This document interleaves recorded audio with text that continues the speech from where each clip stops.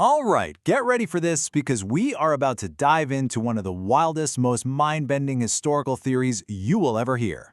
It's a claim so out there, it makes you question the very calendar you have hanging on your wall. No, really, just let that sink in for a second. What if nearly 3 whole centuries, full of kings, battles, the very foundations of Europe were just made up? A total phantom. That's the wild ride we're going on today. So, here it is, the official name for this idea, the phantom time hypothesis.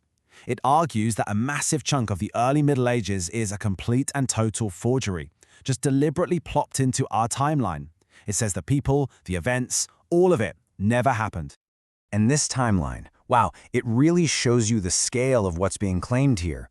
The theory says that everything between 614 and 911 AD is an artificial gap, that history just jumps from the early 600s straight into the 900s. It's a staggering thought, right? So what does this all mean for us, right here, right now? Well, if you take those 297 phantom years and just subtract them from our current date, we're not actually in the 21st century. We would be living in the year 1728. Kind of weird to think about, isn't it? So, you're probably asking, where on earth did this idea even come from? It sounds like something out of a sci-fi novel. But there are arguments behind it. So let's play devil's advocate for a minute and check out the so-called evidence. Okay, so meet our main character, Heribert Illig. Back in 1991, he's the one who put all this together and published it, challenging the very bedrock of medieval history. And he wasn't just guessing. He really believed he had found some major discrepancies. So how did he build his case? Well, he pointed to a few key things. He said there's a weird lack of physical evidence from that time. Not enough buildings, not enough pottery. He argued that the famous Emperor Charlemagne feels almost too perfect, more like a legend than a real person. And he really dug into the calendar. You see, the old Julian calendar was a little bit off, and over the centuries, it drifted. Illig claimed that when the calendar was fixed in 1582, the correction they made was too small, and that the missing time, about 3 centuries worth, was exactly what was needed to make the math work out. But why? Why would anyone orchestrate a lie this massive? According to Illig, it all came down to 2 guys, the Holy Roman Emperor Otto III and Pope Sylvester II. The theory goes they were desperate to be in charge during the year 1000 AD, a year with huge religious importance. And to make that happen, they just invented 300 years of history. Okay, that's one heck of a conspiracy theory. It's got motive, it's got mystery.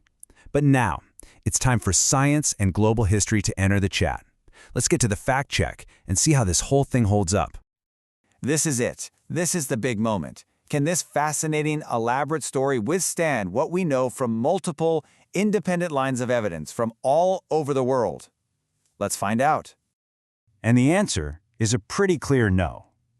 Just look at this breakdown. The claim about missing artifacts, it runs smack into something called dendrochronology, tree ring dating. Scientists have built an unbroken timeline of tree rings going back thousands of years. And guess what? No 300-year gap. And the calendar? Well, we can check that against something nobody can fake, the stars. We have records from Chinese and Byzantine astronomers who documented solar eclipses and comets during those supposedly phantom centuries.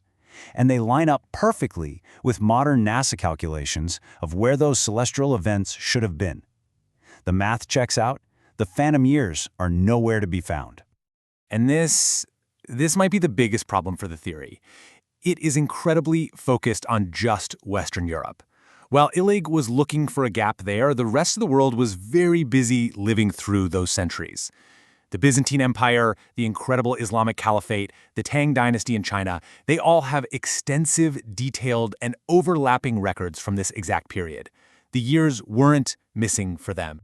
So, yeah, the verdict from the academic world is in, and it's pretty overwhelming. As a factual claim, the phantom time hypothesis has been completely and thoroughly disproven. Those 297 years, they absolutely happened. But hang on a second. Don't just write this off as a crazy idea and move on. The story is not over, because even though the theory is false, it teaches us something incredibly important about history itself. This is the phantom's real lesson.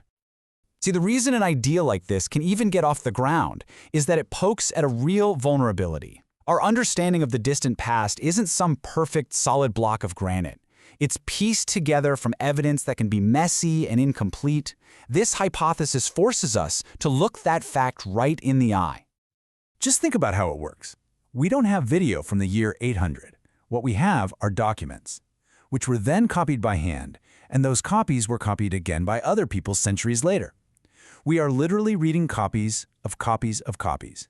Historians are detectives trying to reconstruct a story from clues that are thousands of years old and second or third hand. And that leads us to probably the single most important takeaway of this whole explainer. This quote just nails it. We can't observe the past. We can only reconstruct it from the bits and pieces that managed to survive. The phantom time hypothesis, as wrong as it is a fantastic reminder of that truth. So while we can feel very confident that the year 900 AD actually happened, this whole exercise leaves us with a really valuable question. It pushes us to have a healthy sense of curiosity and a much bigger appreciation for the incredible work historians do to piece our past together. And that is a lesson that is absolutely worth remembering.